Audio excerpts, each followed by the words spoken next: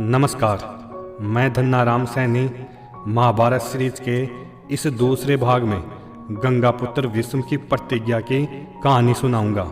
ऐसी प्रतिज्ञा जिसकी गूंज आज भी संपूर्ण ब्रह्मांड में गूंजती है और इसी प्रतिज्ञा की कोख से महाभारत का विनाशकारी युद्ध जन्मा था। तो चलिए देवकी नंदन भगवान श्री कृष्ण को प्रणाम कर शुरू करते हैं। एक दिन महाराज शांतनु अपने पुत्र देवव्रत के साथ जंगल में शिकार खेलने जाते हैं। शिकार खेलते खेलते महाराज शांतनु अकेले नदी की तरफ बढ़ जाते हैं। वहाँ वे एक सुंदर महिला को देखते हैं और उस पर मोहित हो जाते हैं। महाराज शांतनु उसके पास जाते हैं और उसे शादी का प्रस्ताव देते हैं।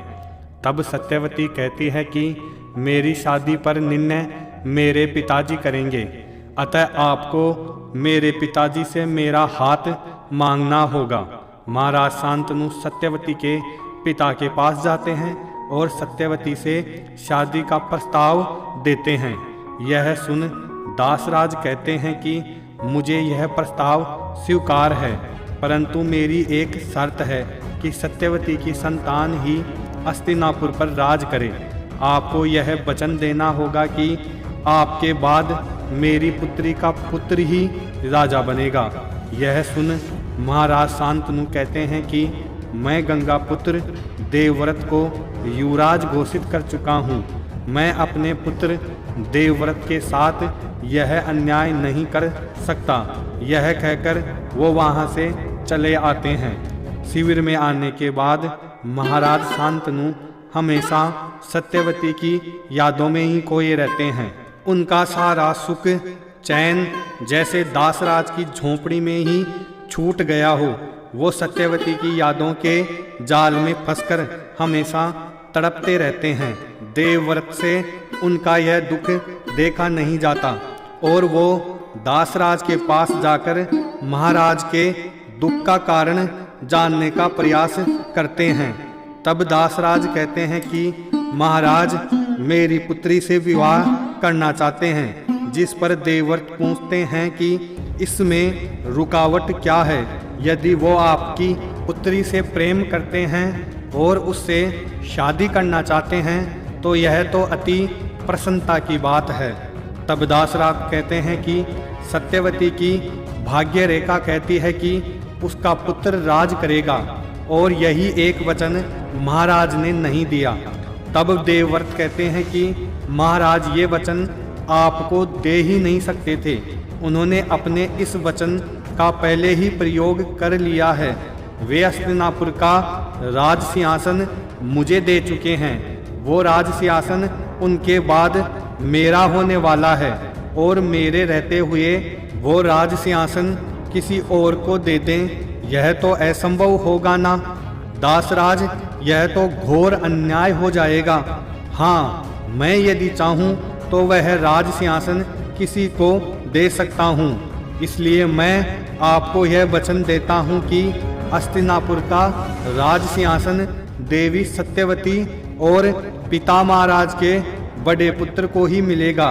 यह सुन दासराज कहते हैं मुझे एक शंका है कि जिस प्रकार महाराज को आपकी ओर से कोई वचन देने का अधिकार नहीं था, उसी प्रकार आपको भी अपने वंशज की ओर से कोई वचन देने का अधिकार नहीं है। यदि आपकी संतान ने हस्तिनापुर के राज सिंहासन पर अधिकार का प्रश्न उठाया तो उसका परिणाम क्या होगा गंगापुत्र। तब गंगापुत्र कहते हैं कि आपकी यह आशंका आधारहीन नहीं है, इसलिए मैं इस प्रश्न को यहीं हमेशा के लिए मिटा दूंगा। यह कहते हुए गंगापुत्र देवव्रत इस युग की सबसे बड़ी प्रतिज्ञा करते हैं। यह प्रतिज्ञा युगों युगों तक याद की जाएगी। इसी प्रतिज्ञा ने गंगापुत्र देवव्रत को भीष्म बना दिया था। जब भी महाभारत की यह कथा कही जाएगी, गंगापुत्र भीष्म की यह प्रतिज्ञा दोहराई जाएगी। वास्तव में गंगापुत्र भीष्म को भी यह ज्ञान नहीं था कि इसी भीष्म प्रतिज्ञा के मूल में महाभारत का विनाशकारी युद्ध छुपा हुआ है। तब गंगापुत्र देवव्रत कहते हैं कि हाँ, मैं अपनी संतान की तरफ से कोई वचन देने का अधिकारी नहीं हूँ, परंतु मैं संतानहीन रहने का तो अधिकारी हूँ दासराज। इसलिए मैं गंगापुत्र देवव्रत चारों दिशाओं, धरती और आकाश को साक्षी मानकर आज यह प्रतिज्ञा करता हूँ कि आजीवन ब्रह्मचारी रहूँगा, जीवन भर विवाह नहीं करूँगा, वंशहीन ही जीऊँगा और वंशहीन ही मर जाऊँगा। यह मेरी अखंड प्रतिज्ञा है। भीष्म की इस प्रतिज्ञा की गूंज से पूरा ब्रह्मांड गूंज उठता है, चारों तरफ बिजली चमक उठती है। भीष्म के सम्मान में आकाश से देवता पुष्पों की बारिश करते हैं। भीष्म माता सत्यवती के साथ शिविर में आ जाते हैं और अपने पिता से कहते हैं कि हे पिताश्री, आपको मेरी तरफ से यह वचन देने का पूर्ण अधिकार था कि सत्यवती का बड़ा पुत्र ही राज करेगा। मैं हस्तिनापुर के राज सिंहासन का नहीं, आपका पुत्र हूँ। आपके सुख की सदैव रक्षा करना मेरा कर्तव्य है और इस कर्तव्य का पालन करने के लिए मैंने आजीवन ब्रह्मचर्य रहने की प्रतिज्ञा कर ली पिताश्री।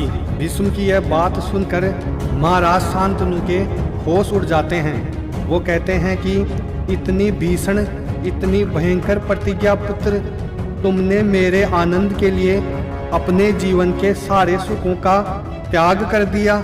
तब भीष्म कहते हैं कि हे महाराज, आपके आनंद में ही मेरे सारे सुख हैं। आपके सुखों की रक्षा करना ही मेरा परम धर्म है। तब महाराज शांतनु कहते हैं कि हे भीष्म, मेरे पुत्र, आज तुमने वह किया है जो इस जग को सदा याद रहेगा। इसके लिए तुम्हारा पिता तुम्हें आशीर्वाद देता है। सुख, दुख, शांति और अशांति के दोराहे पर खड़ा यह शांतनु तुम्हें वरदान देता है कि जब तक तुम स्वयं इच्छा ना करो, मृत्यु लोक को नहीं त्यागोगे। पुत्र भीष्म, तुम्हारा नाम सदा अमर रहेगा। तुम जब तक चाहोगे तब तक जियोगे और मृत्यु तुम्हारी इच्छा के बिना तुम्हारे पास नहीं आएगी। और इस प्रकार महाराज शांतनु भीष्म को इच्छा मृत्यु का वरदान दे देते हैं।